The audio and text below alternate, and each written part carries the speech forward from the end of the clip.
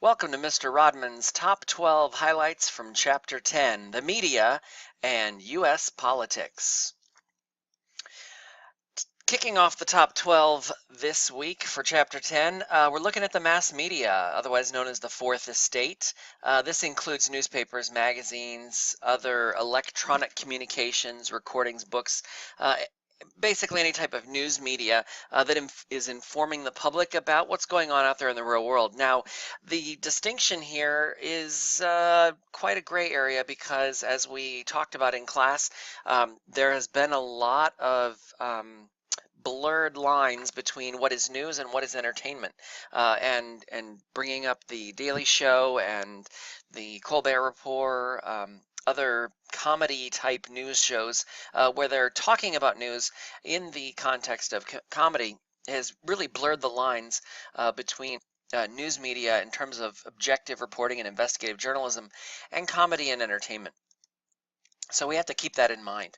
Number two, the internet has definitely changed the game of news and information. We've seen a much more fragmented media today because of the internet, with rapidly changing social media tools that help to get the word out about what's going on in the real world.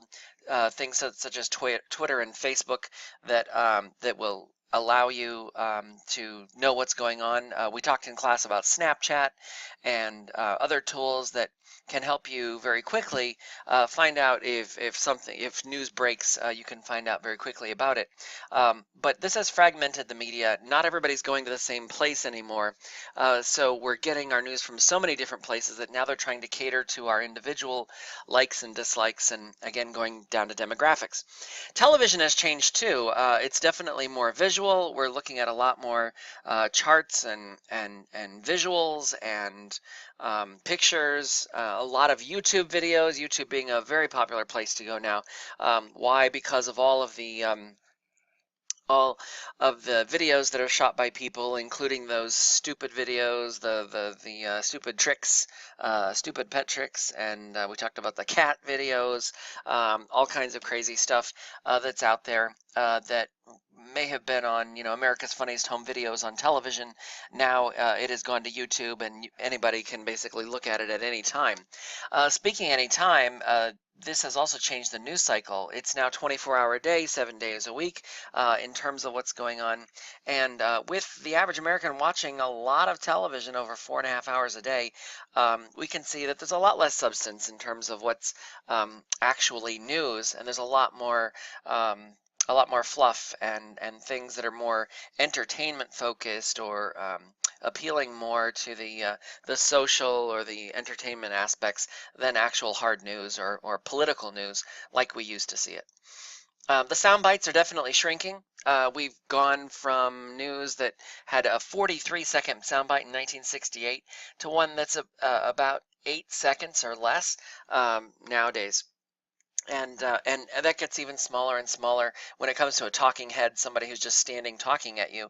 That has definitely shrunk in terms of the amount of time that someone would show that on air. Narrowcasting also has emerged, and I kind of mentioned this a second ago when we were talking about mass media and fragmenting the internet, fragmenting the media. But we've gone from ABC, NBC, and CBS to all sorts of narrowcasting that is targeting specific audiences. So now we're focusing on business, for instance, or we're focusing on the financial markets, or we're focusing on politics, like Politico. You also see the emergence of talk radio that has bloomed in terms of narrowcasting. The Rush Limbaugh show being a conservative example, and many others. But the idea here is that now people are tuning in. That selective exposure is causing people to tune in to a much more narrow view of the news, and that can be a good thing and a bad thing. A good thing in that you get what you're looking for. The bad thing is you get what you're looking for, and that can be dangerous because it blocks out any other points of view or any other aspects of news that you might have otherwise considered, but you're not going to be because they're not showing it to you.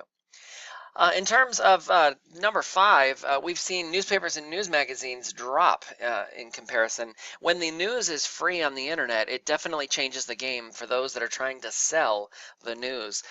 We also see a lot of pressure to sensationalize the news. And we talked in class about TMZ and news being posted there. Can you believe it? Can you not?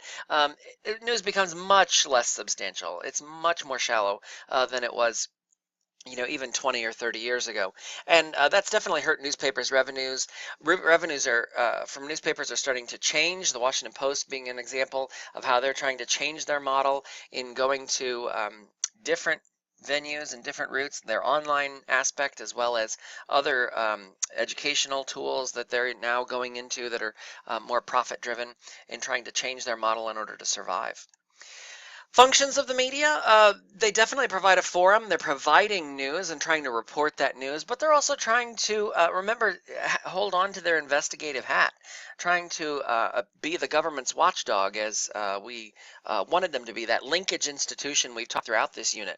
Trying to identify problems, also to provide entertainment, but really also to socialize you politically in terms of what's going on. We talked about the media being an important factor here in terms of socializing people to what they believe and why they believe it. And that is definitely that has definitely been the key over time, but it is changing from the narrowcasting and the fragmenting of the internet to how you get your news and what impact it has on you in terms of that selective exposure and specifically that selective perception that is changing the way we view all of the news in terms of those political persuasions. Um, Objective journalism came out of this idea as a reaction to yellow journalism. We remember the, you furnish the pictures, I'll furnish the war ideas of the Spanish-American War. Very yellow journalism in its nature to try and sell papers.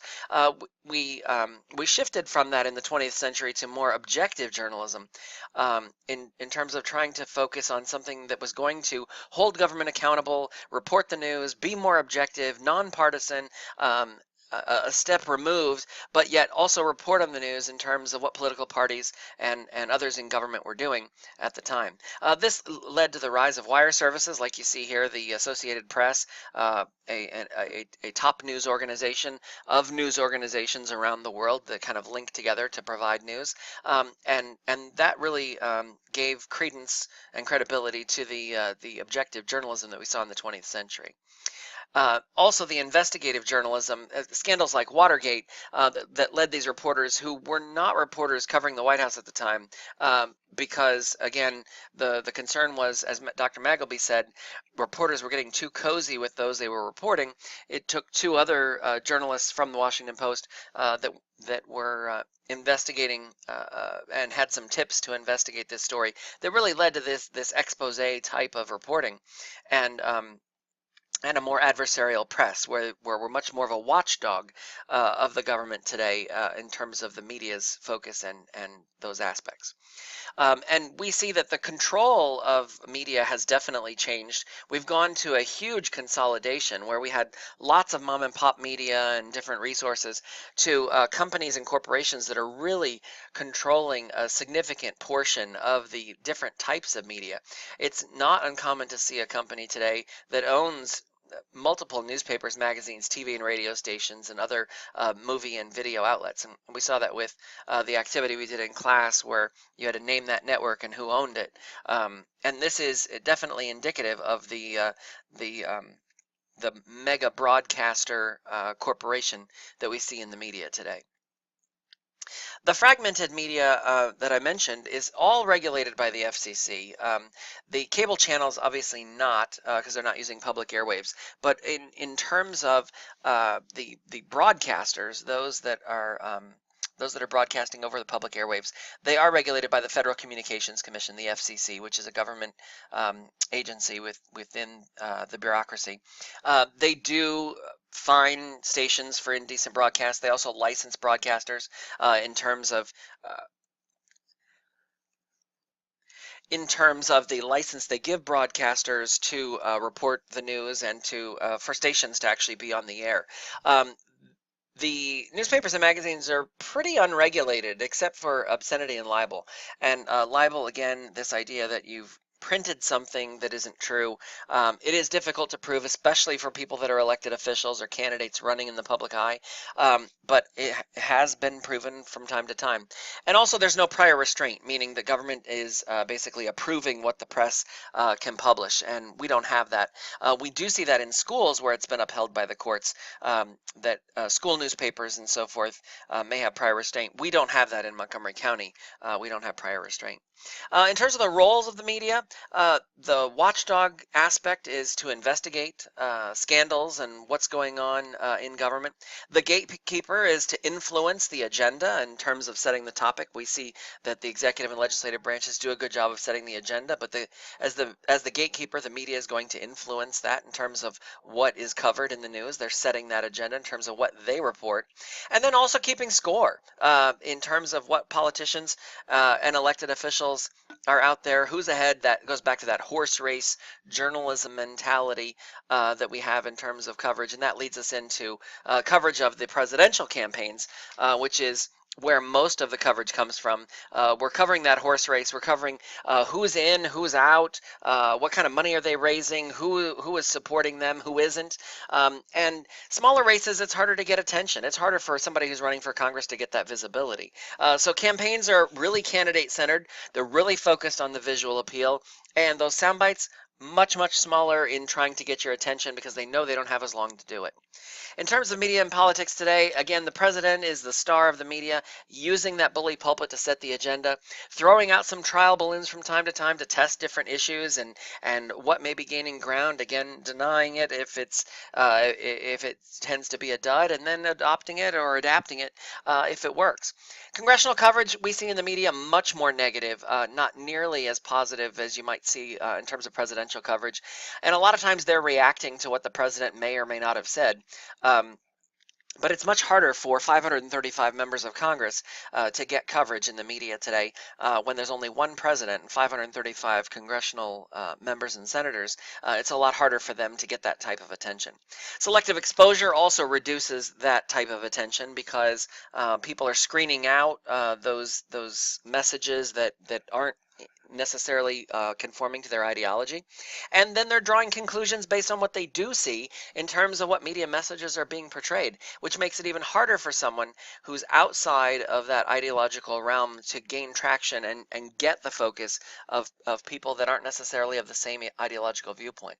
So to review, how has media coverage of government changed since 1960? Because covering the last 50 years or so is really what the College Board is looking for here. They are definitely more adversarial. Again, they're the watchdog of government. They are mistrustful, going back to the scandals and so forth that we saw. There is a sensational aspect to it. We're not at the yellow journalism days, but there are yellow journalists out there and different websites and things that cover that type of thing. Think of the TMZ aspect. The sound bites are much shorter than they used to be. That's definitely shrunk from 43 to about 8. Maybe even less seconds than that. The horse race journalism, who's in first, who's in second, who's leading in the polls for president. And they're very candidate-centered campaigns. We're not talking about issues anymore. It's a popularity contest, just what the founders and framers had feared that the presidential race would be. So this is essentially the highlights of Dr. Maggleby's top Chapter 10 on the media and politics, and this is my top 12. Hope it helps, and let me know if you have questions. Good luck on the quiz.